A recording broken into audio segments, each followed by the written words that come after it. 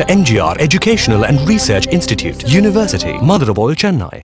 Hi விப்ளை trending நேயர்கள் எல்லாருக்குமே வணக்கம். நான் ஐசக். இன்னைக்கு வலைப்பேச்சந்தன் அவர்கள் புதுசா இந்த வாரம் வந்த புது தகவல்கள் என்ன அப்படின்றத சொல்றதுக்கு காத்துட்டு இருக்காரு. வாங்க அவற்றை கேட்டு தெரிஞ்சுக்கலாம்.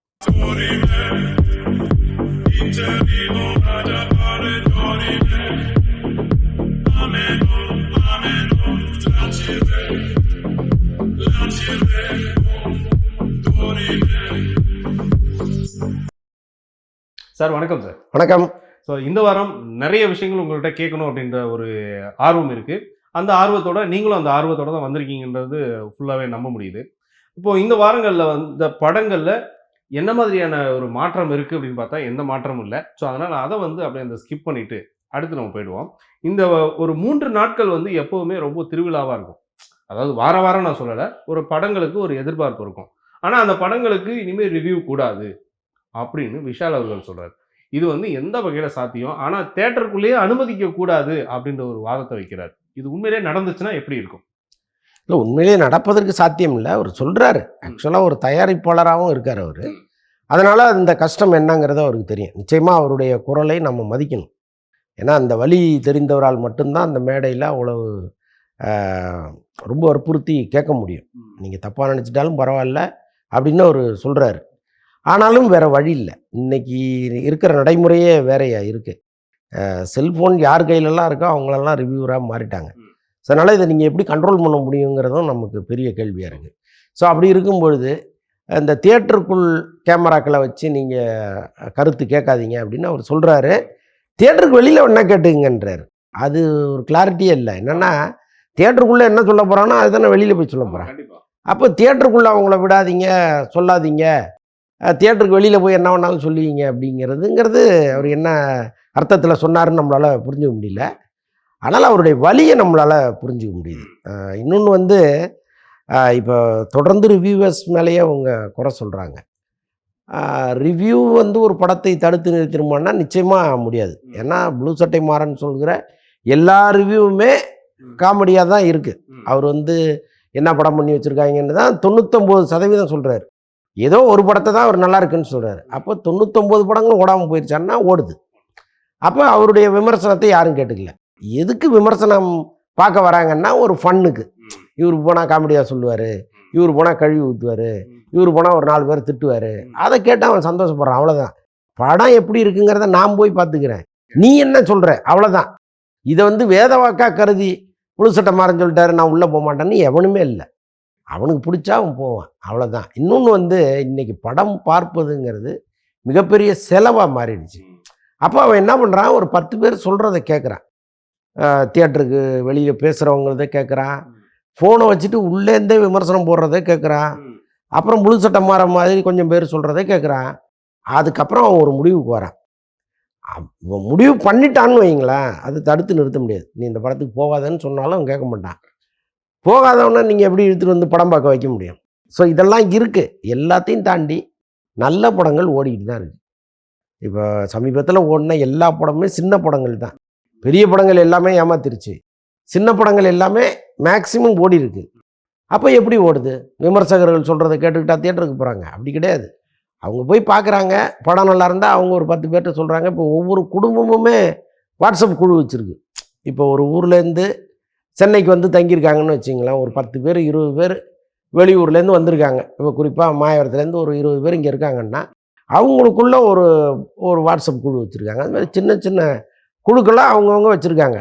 இப்போ ஒரு படம் பார்த்துட்டு வந்தேன்னா அந்த குழுவில் அவன் சொல்கிறான், இன்றைக்கி ஒரு படம் பார்த்தா நல்லா இருக்குது, போகிறதுனா போங்கன்றான். அப்போ இது ஒரு எஃபெக்டாக இருக்குது.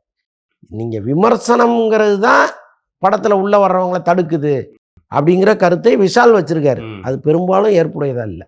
ஓகே. இல்லை, அப்படி இந்த 3 நாட்களுக்குள்ள சொல்லக்கூடிய விஷயம்தான். ஏன்னா இன்னைக்கு அந்த 3 நாள்ன்றது தான் ஒரு நிர்ணயிக்கப்பட்ட நாட்கள் ஆகிடுச்சு. இல்லை, அதை ஒத்துக்க முடியாதுங்க. பல தியேட்டர்களில் ஆளே வராமல் ஷோவே கேன்சல் ஆகும். அப்போ இந்த முதல் ஷோவே கேன்சல் ஆகும்போது அப்போ 3 நாள் கணக்குக்கு நீங்கள் எங்கே போவீங்க? அது கிடையாது. அவன் ஒரு படத்தை எதிர்பார்த்து வச்சுருக்கான். ஒரு படம் உருவாகும் போதே அந்த படத்தோட செய்திகள்லாம் அவன் பார்த்துட்டே இருப்பான். இந்த படத்தை போகலாமா வேணாமா, போகலாமா வேணாமான்னு அவன் மைண்ட் செட் பண்ணி வச்சுருப்பான். யார் சொல்லியும் அவன் கேட்க மாட்டான். அவன் போகணும்னா போவான். நீங்கள் வராதவனை பிடிச்சி உள்ளே இழுக்க முடியாது. இது அவர் சொல்கிறது என்னன்னா, இந்த விமர்சனம் மட்டும்தான் ம். இந்த சினிமா உலகத்துக்கே இடையூறாக இருக்குது Okay. அப்படின்னு அவர் நினைக்கிறாரு. அப்படி கிடையாது ஃபேக்ட். ம். புரியுதா உங்களுக்கு? புரியுது. இன்னைக்கு வந்து இன்னைக்கு காலம் மாறி போச்சு. ம். அவனுடைய ரசனையே மாறிடுச்சு. ஆமா. இன்னைக்கு ஒரு பாசமலரையோ ஒரு பாகப்பிரிவினையோ எடுத்து ஓட வச்சிட முடியாது. அவன் ரொம்ப லைட்ரு வெயினா ஒரு படத்தை எதிர்பார்க்குறான். ம். உள்ளே வந்தோமா கலகலன்னு சிரிச்சம்மா எந்திரிச்சு போனோமான்னு பார்க்குறான். அதை தாண்டி அவன் வாழ்க்கையில் ஏதாவது அந்த படத்தில் ரிசம்பளன்ஸ் இருந்தால் ரசிக்கிறான், அவ்வளோதான். இதை நீங்கள் வெயிட்டாக ஒரு கதை இன்னைக்கு சேது வந்திருக்குமான்னா வந்திருந்தால் ஓடி இருக்காது. அப்படி இருக்கு இவங்களுடைய மனநிலை. அதுக்கு சொல்கிறேன் நான். அப்படி இருக்கும்போது நீங்கள் மக்களுடைய பல்ஸ் என்னன்னு பார்த்து ஒரு படத்தை எடுக்கணுமே தவிர நீங்கள் இங்கே உட்காந்து ரிவ்யூ பண்ணுறவங்கள குறை சொல்கிறது எந்த அர்த்தமும் இல்லைங்கிற. கரெக்ட்.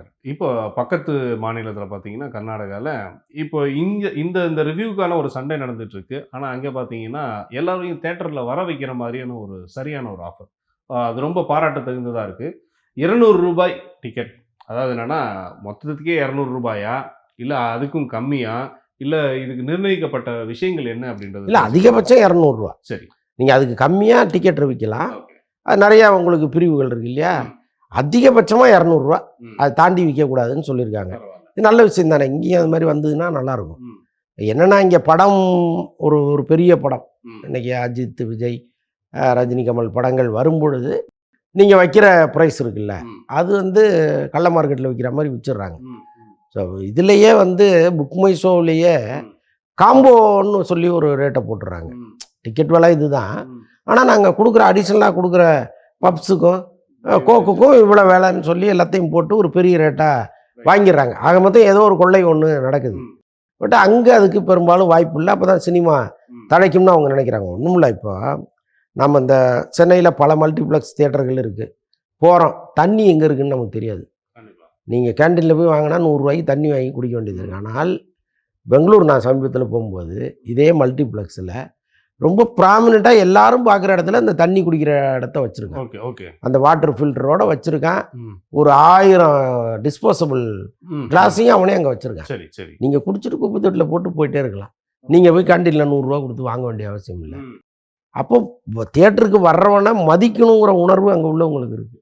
இங்கே இருக்கா? இங்கே இந்த ரூல் இருக்கானா? மல்டிப்ளெக்ஸில் தண்ணி நீ வைக்கணுங்கிற ரூல்ஸ் இருக்குது. எங்கே வச்சுருப்பான் தெரியுமா? நீங்கள் கண்டே பிடிக்க முடியாத இடத்துல வச்சுருப்பான். கண்டிப்பா. நீங்கள் அந்த மேப்பெல்லாம் போட்டு உள்ளே போனீங்கன்னா ஒரு சின்ன பானையில் ஒரு இடத்துல இருக்கும், நீங்கள் குடிச்சிட்டு வரலாம். கரெக்ட். ஆனால் அப்போ நீங்கள் மக்களை ஏமாற்ற முடிவு எடுத்துட்டீங்கல்ல, ஆமா. உங்களுக்கு ஏமாற்றம் தான் கிடைக்கும். நீங்கள் என்ன கொடுக்குறீங்களோ அதுதான் உங்களுக்கு திரும்ப திரும்ப கிடைக்கும். கிடைக்கும். அதுதான். ஓகே. ஓகே. சரி, இந்த மாதிரி தமிழ்நாட்டிலையும் வந்தாலும் ரொம்ப நல்லா இருக்கும். இன்னைக்கு நிறைய பேர் வந்து ஒவ்வொரு ஓடிடி பிளாட்ஃபார்ம் வரும்போது பார்த்துக்கலாம் அப்படின்றத விட உடனே அந்த படத்தை போய் பார்க்கலான்ற ஒரு ஆர்வம் இருக்கும். சரி, பரவாயில்ல. அடுத்த அப்டேட் என்னன்றதை பார்த்துக்கலாம். அண்ட் வேல்ஸ் யூனிவர்சிட்டியோடைய ஒரு சூப்பரான ஒரு படம், இந்த வேல்ஸ் ஃபிலிம். இவங்களுடைய பட்டியல் நம்ம ஒவ்வொரு தடவையும் நம்ம அதை பற்றி பேசிகிட்டு இருக்கோம். பட் இப்போ வந்து 96 டைரக்டர் பிரேம், இவருடைய படங்கள் எப்போவுமே வந்து ஒரு காதலை எப்படியெல்லாம் வந்து அழகாக காட்ட முடியும், ஒரு உறவு முறையை எப்படி அன்பால் பிணைக்கப்பட்டிருக்கு, அது உங்களுக்குலாம் தெரியல இதுதான் அப்படின்றத ஒரு காமிக்கக்கூடிய இயக்குனர். இவருக்கான ஒரு படம் வந்து ஷியான் விக்ரம் அவருடைய காம்போல. இந்த படத்தை பற்றி கொஞ்சம் டீட்டெயில் சொல்லுங்கள், எங்களுக்கு தெரியணும். இல்லை, ஆக்சுவலாக விக்ரம்கிட்ட வந்து அவர் தொடர்ந்து கதை சொல்லிட்டு போயிட்டு இருந்தார். அப்போ விக்ரம் வந்து அதில் இன்னும் நிறைய எதிர்பார்ப்புகள் அவருக்கு இருந்துச்சு அந்த கதையில். அப்புறம் அவர் ஏதோ நிறைய கரெக்ஷன்லாம் சொல்லி அதெல்லாம் இவர் பண்ணி கொடுத்ததெல்லாம் தகவல்கள் இருக்குது. ஃபைனலாக தான் இந்த முடிவுக்கு அவங்க வந்தாங்க. ஆக்சுவலாக பிரேம் வந்து ஒரு நடிகர் சொல்கிறாருங்கிறதுக்காக பெரிய அளவு கதையில் மாற்றம்லாம் செய்கிறவர் இல்லை. ஆனாலும் இன்றைக்கி வந்து ஒரு ஏதோ விக்ரம் சொன்னதை கேட்டு சில விஷயங்கள்லாம் பண்ணதாக சொல்கிறாங்க. வேல்ஸ் இந்த கதையை அவருக்கு முதன்முறையாக கேட்கும் பொழுது வேல்ஸ் வந்து அவருக்கு ஒரு தங்க சங்கிலி அணிவிச்சதெல்லாம் தகவல் இருக்குது. கதையை கேட்டுட்டு டக்குன்னு நீங்கள் நல்லா இருக்கு நாளைக்கு வாங்கன்னு சொல்லிட்டாரான். என்னடா இப்படி ஒரு வார்த்தையில் சொல்லி அனுப்பிச்சிட்டாருன்னு ஒரு அனுப்பிட்டார். திரும்ப மறுநாள் போகும்போது ஒரு 5 பவுனுக்கோ 6 பவுனுக்கோ செயினை ரெடி பண்ணி அவர் வந்தோடனே போட்டு, நேற்றே போட முடியல கையில் இல்லை அதனால் வாங்கிட்டு வர சொன்னேன் போட்டிருக்காரு. ஸோ அந்த அளவுக்கு கதை அவருக்கு ரொம்ப பிடிச்சி போயிருக்கு. அந்த கதையை தான் பண்ணுறாங்க. ஓகே. ஓகே. ஓகே. இவங்களுடைய அடுத்த படம் கூட டயங்கரம், இவர் நம்மளுடைய விஜய் சித்து. இதோட அப்டேட்டில் கூட தனுஷோடைய பாடல் ஏதோ பயன்படுத்துகிற மாதிரி, அது அதில் உண்மையா? அது நிறைய செய்திகள் வருது. சோசியல் மீடியாவில் வர்ற பல செய்திகளை நம்ம உண்மைன்னு எடுத்துக்க முடியாது. இவங்களே ஏதோ தனுஷ் ரசிகர்கள் ஒரு கற்பனையில் போட்டு விட்டு போயிடுறாங்க. இப்போ பாருங்களேன், தனுஷ் வந்து இலவசமாக அதை கொடுத்தாரு இதை கொடுத்தாருலாம் சொல்கிறாங்க. பட்டு அது வந்து எந்த அளவுக்கு உண்மைன்னு நமக்கு தெரில. இப்போ அவருடைய படத்தில் இருக்கிற பல விஷயங்களை நீங்கள் பயன்படுத்திங்கன்னா அவர் ஃப்ரீயாகவே கொடுத்துட்டாரு அப்படின்னு சொல்கிறாங்க. ஆனால் நம்ம விசாரித்தோம்னா அப்படி எதுவும் நடக்கலைன்னு சொல்கிறாங்க. அப்போ யாரோ ஒருத்தர் உட்காந்து ஒரு டிசைனை பண்ணி சோசியல் மீடியாவில் போட்டுட்டு போயிடுறாங்க. அந்த மாதிரி தான் இது இருக்குமோன்னு நான் நினைக்கிறேன். ஏன்னா அவர் படத்துலேருந்து எல்லாத்தையும் எடுத்து நீ பயன்படுத்திக்கன்னு கொடுத்தாருன்னா அப்புறம் எதுக்கு ஒரு காப்பிரைட்டு ராயல்ட்டி இதெல்லாம் இருக்கு. அப்படி போகவும் முடியாது இல்லை. இல்லை, இதெல்லாம் பார்க்கும் பொழுது இப்போ சமீபத்தில் நடந்துகிட்டு இருக்க ஒரு விஷயம், வனிதா அவர்களுக்கும் இளையராஜா அவங்களுடைய இந்த பாச போராட்டங்கள், அது வந்து நிறைய மீம்ஸாக வந்து கிரியேட் ஆயிடுச்சு. அதில் சில மீம்ஸ் எல்லாம் பார்த்தீங்கன்னா, எம்டன் மகனில் வடிவேல் அவர்கள் ஒரு பீரோக்குள்ள ஒளிஞ்சிருப்பாரு. அதில் வந்து அவங்க ஃபேமிலியில் ஒருத்தரும் இதில் வந்து இளையராஜா ஐயாவை மார்ஃபிங் பண்ணி இப்படி போட்டிருந்தாங்க. ஸோ அதெல்லாம் பார்க்கும் பொழுது இங்கே வந்து வனிதா அவர்கள் இந்த ஒரு பேச்சை சொன்னதுனால எப்படியெல்லாம் இந்த படத்துக்கு ஒரு ப்ரொமோஷன் கிடைச்சதுன்றதை பார்க்க முடிஞ்சது. இல்லை, படத்துக்கு ப்ரொமோஷனுங்கிறத தாண்டி இளையராஜாவுடைய புகழுக்கு ஒரு பெரிய களங்கம் வந்துடுச்சுன்னு தான் நான் சொல்கிறேன். என்னென்னா, இப்போ இளையராஜாவுக்கு இருக்கிற பணத்துக்கும் அவர் மீது இந்த மக்கள் வைத்திருக்கிற மரியாதைக்கும் அவர் வந்து அந்த ஸ்டாண்டர்டை விட்டு இறங்கவே கூடாது. இப்போ காப்பிரைட் இஷ்யூ யார் மேலே போடலான்னா, ஒரு பெரிய படத்தில் அவருடைய பாட்டை எடுத்து பயன்படுத்திட்டாங்கன்னா, என்னை கேட்காம நீ எப்படி பயன்படுத்தின அப்படின்னு நீங்கள் கேஸ் போடலாம். இந்த பொண்ணு ரொம்ப சாதாரணமான ஏதோ இது வரைக்கும் வாழ்நாளில் சம்பாரித்த காசை வச்சு அங்கங்கே உடனே வாங்கி ஒரு படம் பண்ணியிருக்காங்க. ரொம்ப சிம்பிளான ஒரு படம். இன்னொன்று வந்து அவங்க உங்களுக்கு சம்மந்தம் இல்லாத நடிகை கிடையாது. அவங்க குடும்பமும் ஒரு காலத்தில் ஒன்றாக பழகியவர்கள் தானே. அவங்க குழந்தையா இருக்கும்போது இவங்க வீட்டில் விட்டுட்டு போயிருக்கிறாரு விஜயகுமார் பல நாட்கள். அவங்க இங்கேயெல்லாம் இருந்திருக்காங்க. ஸோ அப்படி அவங்களுக்குள்ள ஒரு பாண்டிங் இருக்கும்பொழுது அவங்க என்ன கேட்குறாங்க, பவதாரணி இந்த மாதிரி பண்ணால் நீ செய்வியா, பவதாரணி மேலே கேஸ் போடுவியா, அப்படி தானே நான் கேட்குறாங்க. அதில் ஒரு நியாயம் இருக்குது. அப்போ எல்லார்ட்டையும் நீங்கள் சட்டத்தை ஒரே மாதிரி பயன்படுத்த முடியாது. இங்கே வந்து உறவுகள் இருக்குது, நட்பு இருக்குது, அதுக்கேற்ற மாதிரி தான் நீங்கள் வந்து ஒரு விஷயத்தை கையில் எடுக்க முடியும். பட் இளையராஜாவை பொறுத்தளவுக்கு எல்லாரும் ஒன்று தான். என் பாட்டை நீ எடுத்தேன்னா நீ யாராக இருந்தாலும் நான் உன் மீது வழக்கு தொடுப்பேனுங்கிறது வந்து ஒரு மனிதாபிமானமற்ற செயலாக இருக்குது. பெருந்தன்மையாக மன்னிச்சுட்டு போயிடலாமே. ஏதோ என் பாட்டை போட்டியாமா உனக்கு அதனால் ஒரு 10 பைசா வந்துச்சா, சரி போ நல்லாரு அப்படின்னு போனீங்கன்னா அந்த மரியாதையே வேற. கண்டிப்பாக. பட் அதை செய்யலையேங்கிறது தான் வருது. ஒருவேளை சட்டப்படி அவர் செய்கிறது சரின்னா கூட தர்மப்படி அது சரியாங்கிறது தான் நம்ம கேள்வி. இல்லை, அவர் இந்த தடவை இறக்கப்பட்டாருன்னா ஒவ்வொரு தடவையும் இறக்கப்பட வேண்டிய சூழ்நிலை. எல்லார்ட்டையும் இறக்கப்பட சொல்லி யாரும் கேட்கவும் மாட்டாங்கல்ல. உங்களோட பழகினவங்க தானே அவங்க. பழகாதவங்க யாரோ ஒருத்தர் எடுத்து பயன்படுத்தினா கட்டாயமாக நீங்கள் கேட்கலாம். இன்னொன்று வந்து அவங்க முறைப்படி சோனிக்கிட்டேருந்து ரைட்ஸ் வாங்கி வச்சுருக்காங்க. இந்த பாட்டுக்கான ரைட்ஸு சோனிக்கிட்ட தான் இருக்குது. சோனிக்கு இளையராஜாவுக்கும் சண்டைன்னா அவங்க என்ன பண்ணுவாங்க, புரியுது அவங்களுக்கு? அதுக்கப்புறமும் அவங்க போய் அவரை பார்த்துட்டு வந்திருக்காங்க. அப்போவே நீ பயன்படுத்தக்கூடாதுன்னு சொல்லியிருந்தா பயன்படுத்திருக்க மாட்டாங்க. அந்த படத்தையே நிறுத்துகிற அளவுக்கு போயிட்டார்ல அவர். ஹைகோர்ட்டில் போய் நீங்கள் வழக்கம் போடும்போது அவசர வழக்காக அதை எடுக்கிறாங்க. அப்படி அவசரமாக எடுக்க வேண்டிய அவசியம் என்ன இருக்குது? அதில் போயிட்டு போமான்னு போக வேண்டியதானே. இது அவசர வழக்காக எடுத்து அந்த படம் ரிலீஸ் ஆகிறதுக்குள்ளே அதை தடை விதித்து அந்த பொண்ணை கொண்டு ரோட்டில் விடுறதுல என்ன சந்தோஷம் உங்களுக்கு? அதுதான். அதை மீறி அந்த படம் வந்துருச்சு, ஓடுது ஓடலைங்கிறது வேற. இன்றைக்கி ஏதோ ஒரு படம் வந்ததுனால, படம் வெளியில் வந்ததுனால அவங்களே ஏதோ ஓடிடியில் அவங்களுடைய சோசியல் மீடியாவில் போடுறாங்க. அவங்களுக்குன்னு ஒரு யூடியூப் சேனல் இருக்கு இல்லையா, அதில் அவங்க போட போகிறாங்க. அதில் ஏதோ அவங்களுக்கு வருமானம் வரப்போகுது. படமே வராமல் நீங்கள் நிறுத்திருந்தீங்கன்னா அதெல்லாம் பண்ண முடியுமா? கஷ்டம் தான். அப்போ அவங்களுக்கு அந்த கோபம் வரத்தானே செய்யும். அதெல்லாம் நம்ம எப்படி சொல்ல முடியாது. அவங்க என்ன நினச்சிட்டு இருக்காங்க, விஜய் சேதுபதி என்ன நினச்சிட்டு இருக்காருன்னு நமக்கு தெரியாதுல்ல. ஒருவேளை அப்படி என்னமா இருக்கலாம், சூர்யா சேதுபதி நடிக்க. இல்லைங்க, சினிமாவில் ஒரு நடிகர்கிட்ட கால் ஷீட் வாங்குறதுக்கு அட்வான்ஸ் கொடுப்பாங்க.